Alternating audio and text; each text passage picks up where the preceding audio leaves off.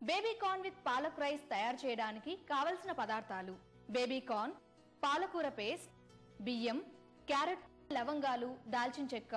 పచ్చి కొబ్బరి, ఉప్పు, అల్లం వెల్లుల్లి పేస్ట్, గరం మసాలా, కొత్తిమీర, కరివేపాకు, నెయ్యి. Baby corn with palak rice ను మీరు తయారు చేసుకోవాలనుకుంటే ముందుగా స్టవ్ వెలిగించి పాన్ పెట్టి 4-5 టీ స్పూన్ల నెయ్యి వేసి కరిగాక కొన్ని లవంగాలు, దాల్చిన చెక్క, 1 టీ స్పూన్ అల్లం వెల్లుల్లి పేస్ట్, కట్ చేసి వేడి నీటిలో వేసి తీసినటువంటి బేబీ కార్న్ పీసెస్ 1 కప్పు,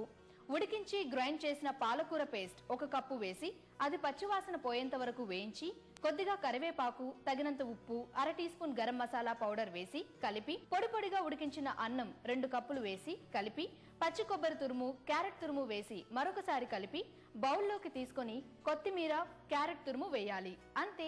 ఎంతో టేస్టీగా ఉండే baby corn with palak rice ready.